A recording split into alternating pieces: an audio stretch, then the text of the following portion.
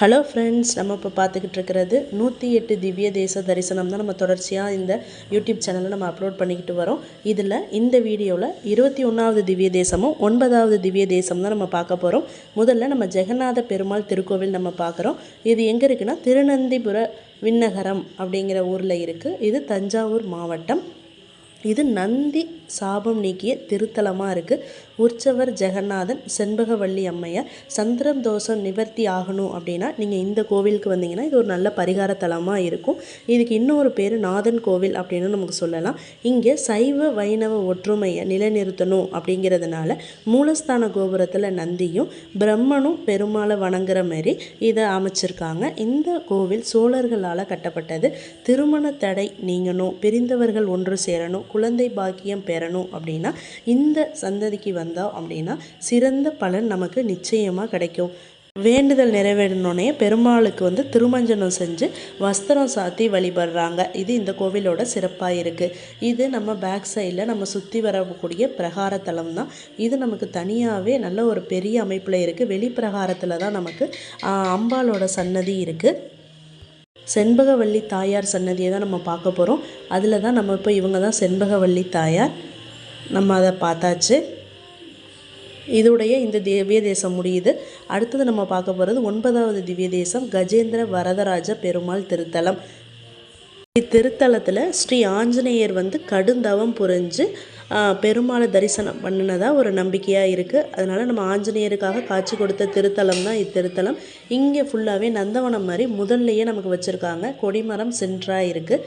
இதில் அத்தி மரம் தலவிருட்சமாக இருக்கிறதுனால இதில் நல்லா காய்ச்சிருக்கு. இது எங்கே இருக்குன்னா கபிஸ்தலம், அதாவது தஞ்சாவூர் மாவட்டத்தில் இருக்குது. கபி அப்படின்னா குரங்குன்னு அர்த்தம். அதுதான் நமக்கு இங்கே கபிஸ்தலம், ஆஞ்சநேயர் வழிபட்ட தலம், ஆஞ்சநேயருக்கு காட்சி கொடுத்த திருத்தலம் அப்படிங்கிறதுனால இதுக்கு கபிஸ்தலம் அப்படின்னு பேர் வந்தது. இதில் பெருமாள் சயன படுக்கையில் படுத்திருக்கிற மாதிரி தான் நமக்கு இருக்குது. முன்னாடி உற்சவர் நமக்கு வச்சுருக்காங்க.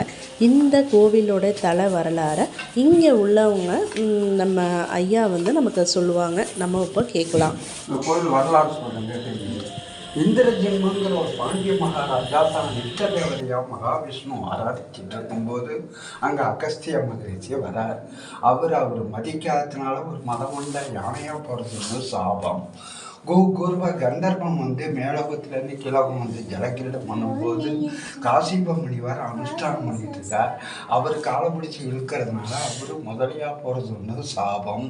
அந்த சாப விமோசனம் இந்த ஊரில் ஆனதா பிரமாணம். கஜேந்திரனுக்கு மோட்சம் கொடுத்த ஸ்தலம். முதல்ல யானை காலை பிடிக்கும் போது யானை பெருமாளை ஆதிமூலமேனு கூட்டத்தினால பெருமாளுக்கு ஆதிமூலம்னு திருநாமம். ஆதிசேஷன் தாயார் பொற்றாமரையார், ரமாமணி தாயார் திருவடி. இவர் கஜேந்திர வரதராஜன், ஸ்ரீதேவி நாச்சார், பூமி தேவி நாச்சார். வெளி பிரகாரத்தில் நரசிம்மர், ஆண்டாள் சிலை, விஸ்வசேனர் சிலை நமக்கு அமைச்சிருக்காங்க. கஜேந்திர யானைக்கு சாபம் நீக்கிய திருத்தலம்னு நம்ம ஆல்ரெடி இப்போ வரலாறு நமக்கு சொல்லியிருப்பாங்க. அந்த இதில் சிலை வடிவமைப்பிலே நமக்கு சிலைகள் வச்சுருக்காங்க.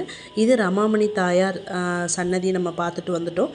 இது தனித்தனியாக பிரகாரம் இருக்குது. இது எல்லாமே மதில் சுவர் பார்த்திங்க அப்படின்னா நம்ம பெருமாள் கோயிலில் சொல்லியிருக்கோம். எல்லாமே சாய்ந்த நிலையில் ஒரு மாதிரி அமைச்சிருக்காங்க. ஆனால் இது 108 திவ்ய தேசம்னு இல்லாமல் சாதாரண பெருமாள் கோவில்லையுமே இருக்குது. இங்கே யானை, முதலை சிலைகள் சாபம் நீக்கியது, பெருமாளுடைய சிலை, அனுமனுடைய சிலை, எல்லா சிலையுமே அமைச்சிருக்காங்க. இந்த நம்ம பிரகாரத்தை நம்ம பார்த்தோம்னாலே இந்த கோவிலுடைய சிறப்பம்சம் என்னன்னு தெரியும். இது போன்ற தொடர்ச்சியான வீடியோக்களை பார்க்கணும் அப்படின்னா எங்கள் யூடியூப் சேனலை நீங்கள் சப்ஸ்கிரைப் பண்ணுங்கள் ஃப்ரெண்ட்ஸ். தேங்க்யூ.